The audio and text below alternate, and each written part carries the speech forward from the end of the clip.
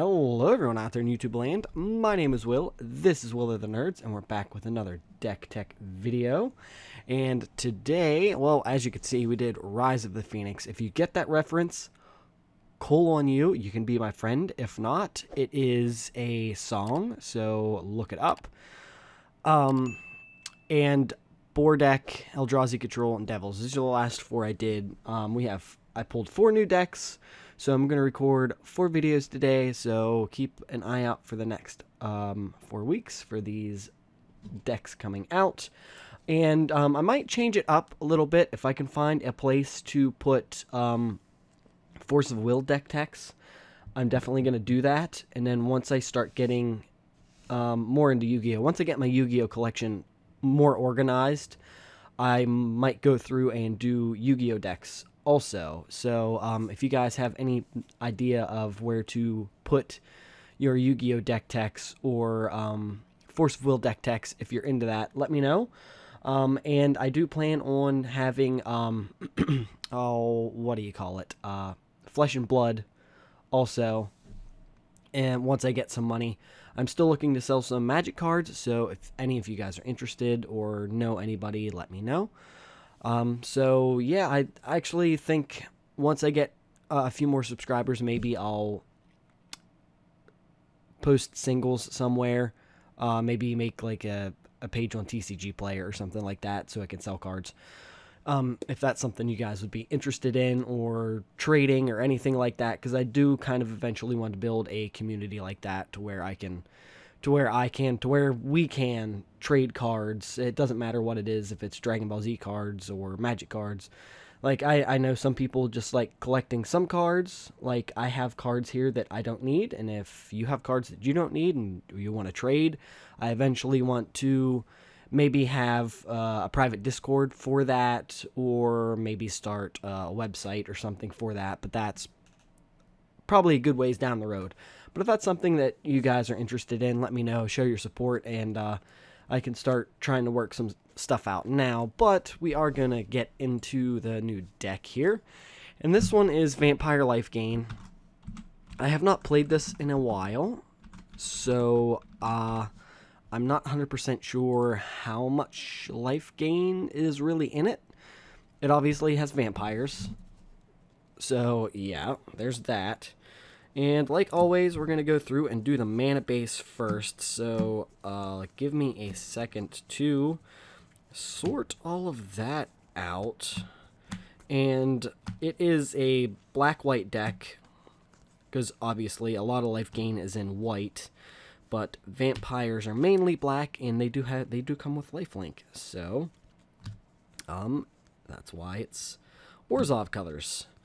Let's see. We are almost done going through these. I do have a few dual lands in here, and I do have like 13 decks that I need to finish that are off to the side. So, I don't think I'm even really halfway done with all of the deck techs for all the Magic decks that I have, but I like having a plan. That way when I do eventually run out, then I can either start doing, I never really play, I played Commander a few times. I would like to do Commander deck techs, but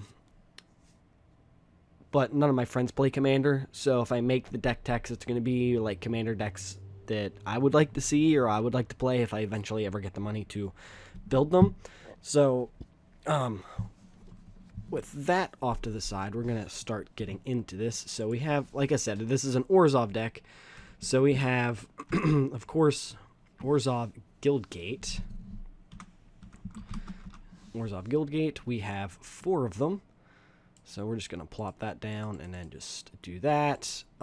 These, they're all over the place, but I'm pretty sure they're all basically the same price. I have one from that, so that's what we're going to go with.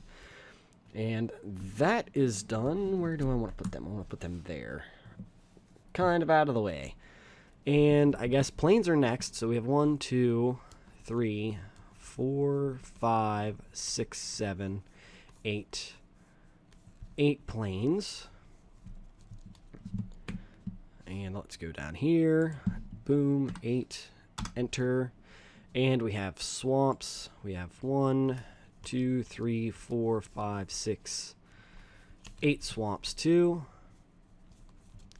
And then we have another land that, what does this do actually? It enters tapped. Oh, okay, you can pay a black and tap it, and each opponent loses 1 life. Activate this ability only if you control 2 or more black permanents. Okay. And it's a leech-ridden swamp, which I should probably actually get some of these for some other decks. This actually probably wouldn't be a bad land in probably almost every vampire deck I have. And what? That's not conspiracy. That's a dual deck, isn't it? Yeah. I wonder how much those are. Let's actually... Well, let's click on it, see. Maybe we can find out. TCG player, 63 cents. Card Kingdom. I like going to... Oh, what the hell is it? Star City Games? But they don't have Star City Games on here. Mainly because usually Star City Games has everything, and on TCG player, you have to buy at least $2 worth of cards from that one vendor, and if you don't, it won't ship. That's why I don't like going to TCG player. Unless you're buying a bunch of cards, or maybe cards in bulk, TCG player is your best bet.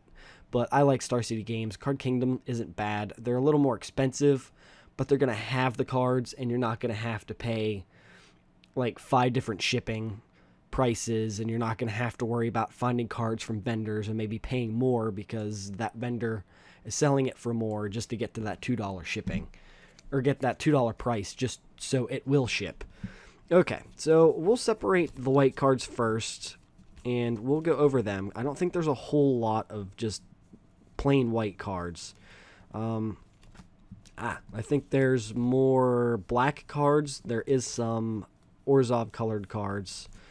And it looks like I do have some single cards in here too. So once we go through this, we'll probably have to do some tinkering and be like, okay, take that out, put that in. Maybe not. Okay. Yeah, maybe not. We should be good. But some of these decks, once I go over them, I realize I only have one ofs in, and I'm like, okay, you can take that out and replace it with another card, and I usually just do it for this. If I ever get up to rewatching my videos to learn which decks they are, I can eventually update them and probably make them a little better, but that is a lot of time, and I work full-time, and sometimes it's a pain in the butt. Okay. So we have Parasaline? I don't know how you say that. This card here, sorcery for a 2-of from Original Innistrad. And let's see what you do. Destroy all enchantments. You gain 1 life for each enchantment destroyed this way. This, I actually need to remember this. My one friend does play a pretty heavy enchantment deck, so that kind of actually works. This could also be a sideboard card for maybe another white card that... there's a white card where you can draw life, or you gain life and draw a card, I believe. So that might work.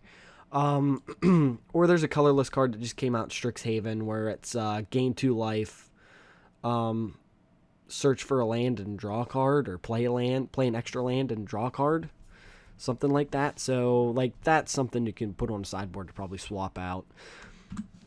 And next card is Solemn Offering, right there for a 2-of. What are you from? You're from M14.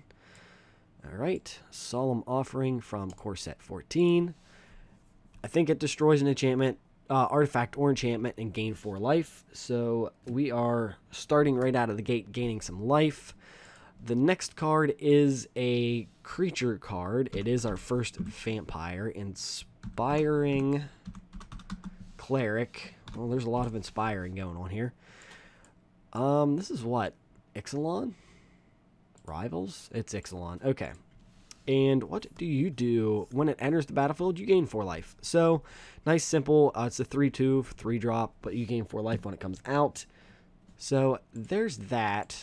Something quick and easy. Let's see. I will go with the black cards next because that was what is on top. And that's looking like that's the bulk of the cards anyway. So, Let's go through them and get them done. All right. Now we can, let's see, sorceries. Yeah, we'll go with all the sorcery and instant spells first, since that's on top of this stack. And I don't think there's a whole lot. No, there isn't a whole lot. Let's make sure. Okay, so we have Tribute to Hunger, which I don't really remember this card, so I don't know where I got it at. Oh, Tribute to Hunger. So let's type that in. We have 2 of them. This is from original Innistrad also. Tribute to Hunger, Innistrad, and what is it? Target opponent sacrifices a creature. You gain life equal to that creature's toughness. And it's Innistrad, so it works with the whole vampire theme. And there's also Midnight Hunt that just came out. I haven't looked at any spoilers for it. Well, I guess they're not spoilers now if the set's out. But I would like to get some of that. I'd like to get some of the Forgotten Realms. Like I said, I just haven't had money to get anything yet. So, and then any staple card for me in a black deck is Murder, because who doesn't like Murder? It is a nice spell, and we'll just go with M20. And Murder, if you don't know, destroy target creature. So, flying creature, poison counter creature, creature with reach, anything that's not indestructible.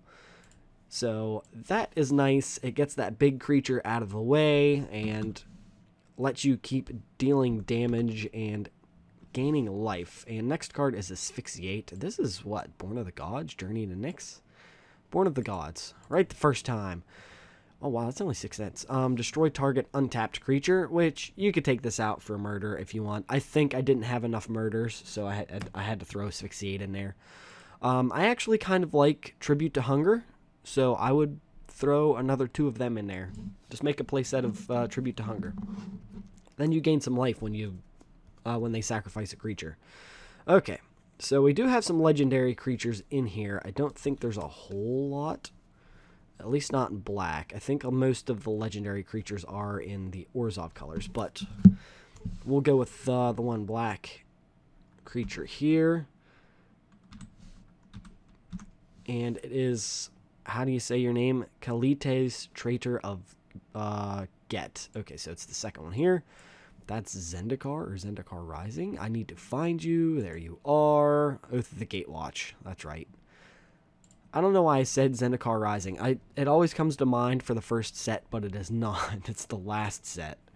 In that, basically, that overall block. Alright. Oh, this card's pretty expensive. Lifelink, obviously. There you go. If a non-token creature an opponent controls would die. So, the whole sacrifice, the murder, your spells there that kill stuff. Exile that card and put a black zombie creature token on the battlefield. Sacrifice another vampire or zombie. Put 2 +1/+1 counters on Kalites, Traitor of Get. So he has the lifelink. So your Murder, your Asphyxiate, your Tribute to Hunger. So this is where Tribute to Hunger would work twice for you.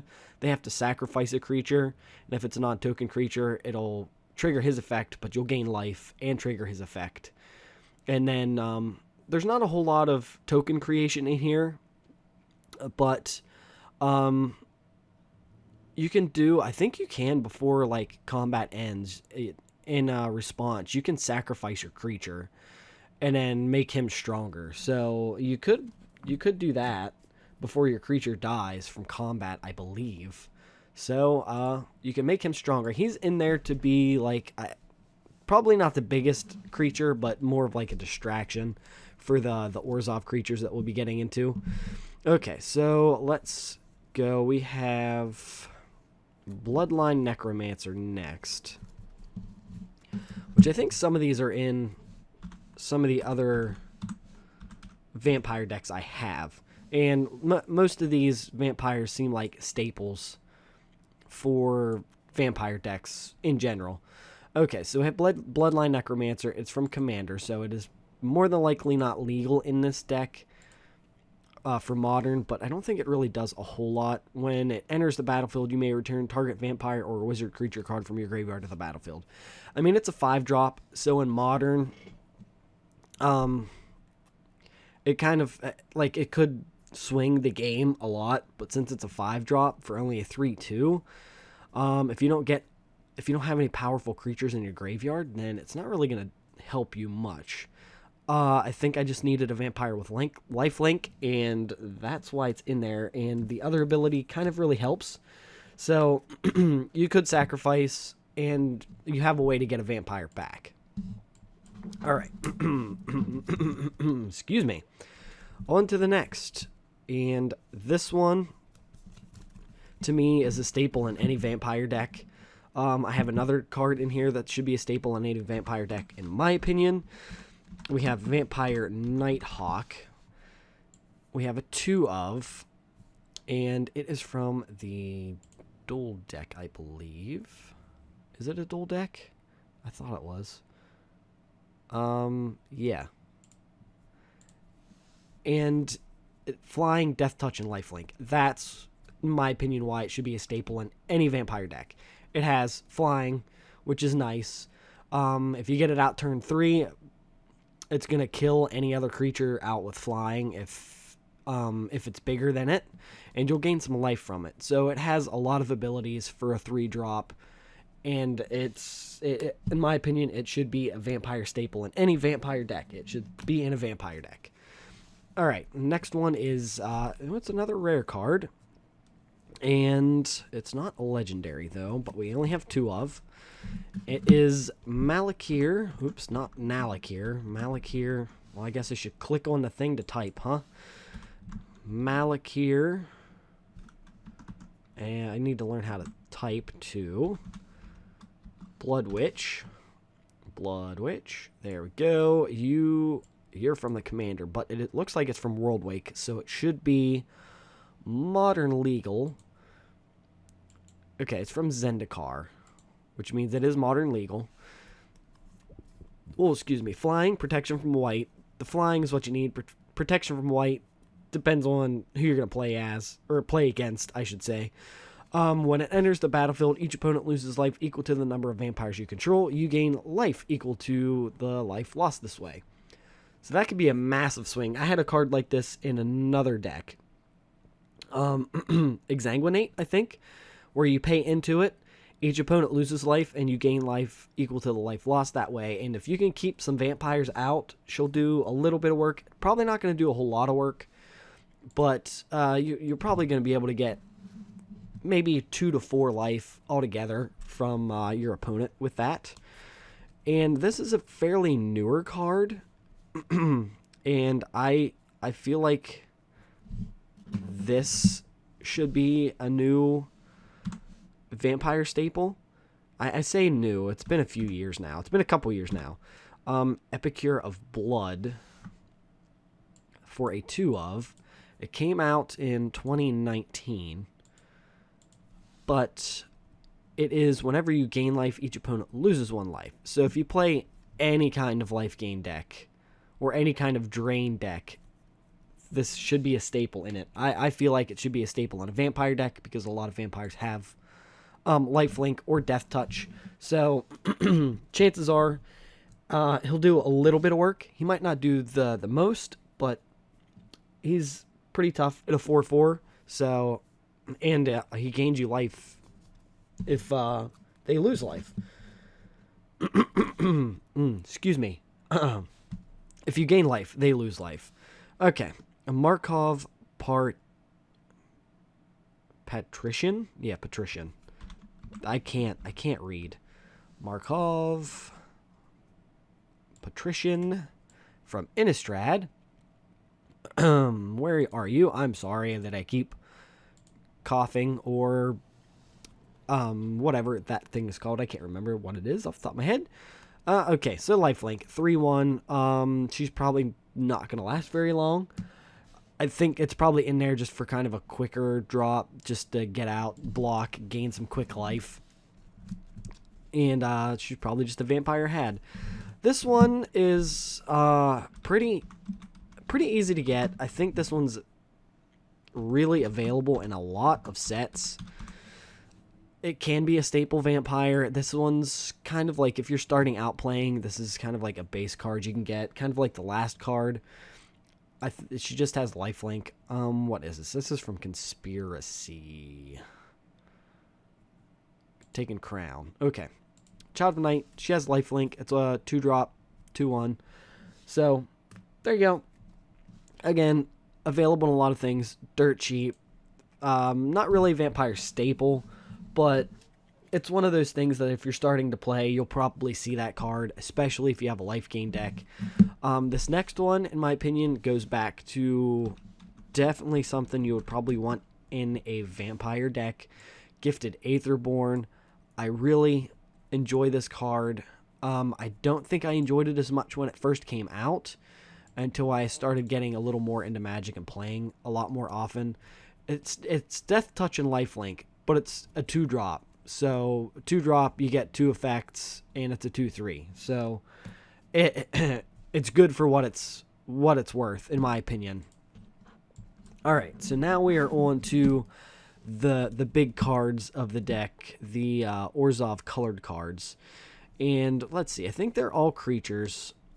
Yeah, so we'll start out with the non-legendary creatures first. We'll build up to it. So this one, I really enjoy this card. It's pretty simple. I don't think I ever noticed it when I first got it. It's Tiff Drinker. I think I got it in bulk cards when I bought bulk cards, and I just never realized what it really did. I was like, oh, it's just a, cheap card. Don't need it. Lifelink and Extort. Whenever you cast a spell, you may pay a white or black. If you do, each opponent loses 1 life and you gain that much life. I never really paid attention to the Extort ability. So that's actually a pretty good ability, especially if you have a few mana left over and you can't cast nothing. Just go ahead and Extort. The only thing you're expending is your mana. So, I mean, you have to cast a spell. So, like I said, if you cast a spell and you can't cast anything else, just spend the rest of your mana. And I guess you can do it as many times as you want, because it's not saying you have to tap or anything. So there you go. I wish that was something that I would have paid attention to before, because I probably had a lot of cards like that, and I just got rid of them. I did get a Dragon's Maze booster box at one point. I ordered one. I think I got it for like $70, which is pretty cheap. I don't know if the price of those went up at all lately or not. Because like the further we get into the future, the more rare those are going to come. All right, so the next one we have is Cliffhaven Vampire. Oath of the Gatewatch. What do you do, my friend? At 69 cents. Nice. Flying. Whenever you gain life, each opponent loses 1 life. Okay, fair enough if you're going to be gaining life a lot, so you're just slowly going to be pinging away at them. I don't know. I really like Orzhov decks that do that. Just, like, they're annoying, and they ping away at your opponent, and before you know it, they have, like, 5 life, and they don't have an answer for, like, a big creature that you have out, and you're gonna win. So, that and, what the hell's the other one? Dimir. I like Dimir decks, too. Alright, so the next one we have is Blood Baron of Viscopa. We have 2 of... He's modern legal, as I can see, but the ones I have are from Commander. He's from Dragon's Maze, so he is modern legal. He has all kinds of stuff. Lifelink, protection from white and from black. Don't know how often that'll come in handy. Maybe more than you think.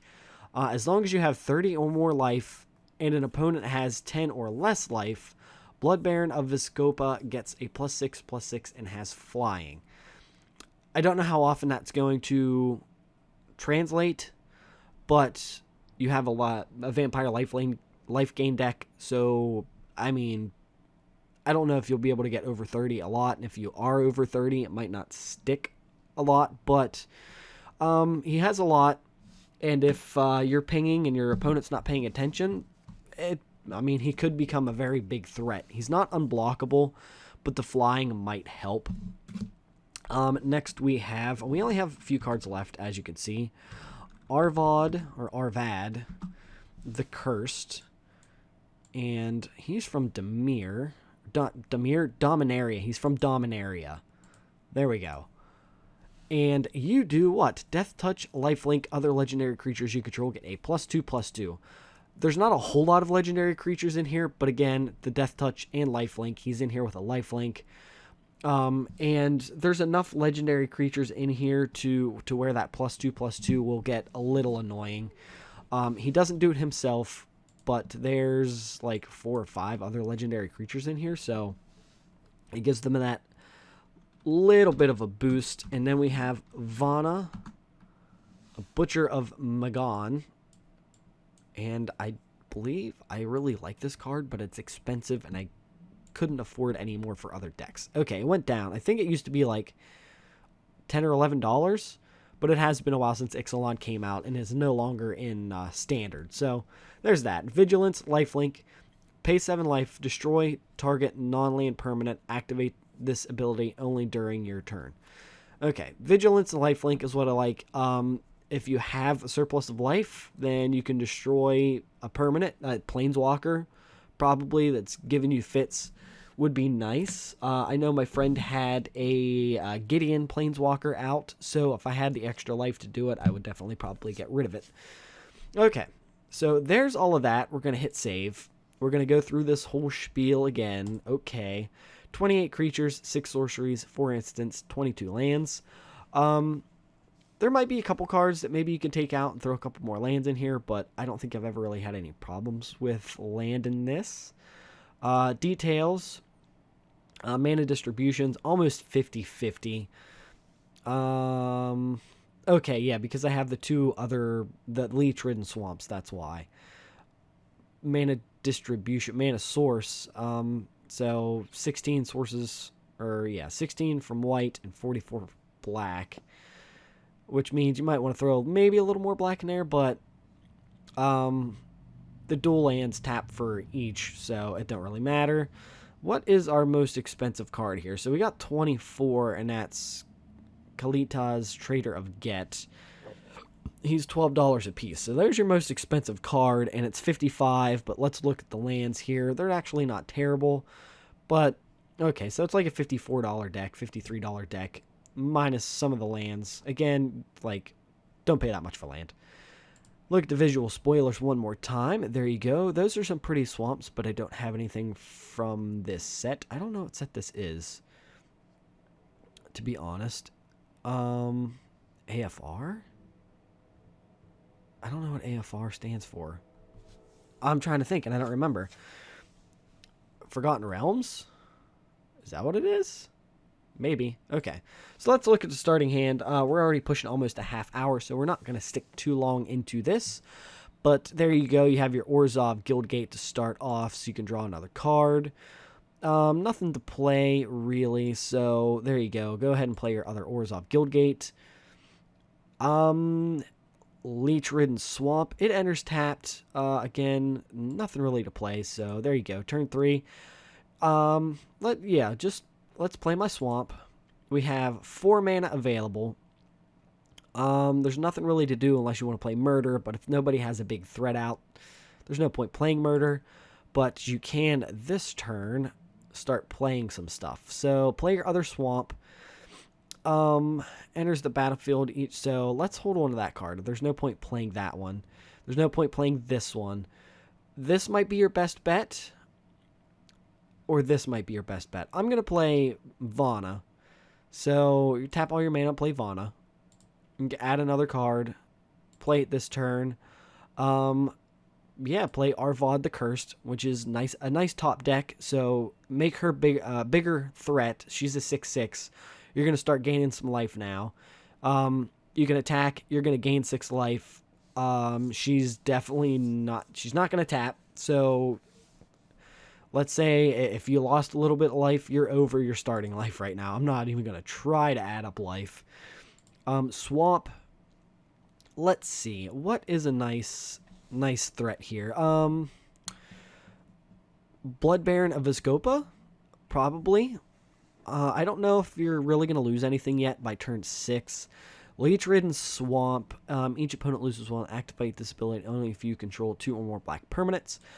I wouldn't play anything yet. I would hold on to these cards. I would play Leech-ridden Swamp, and because you control more than 2. Because I believe this counts as a black permanent, and your swamps count as black permanents, I do believe.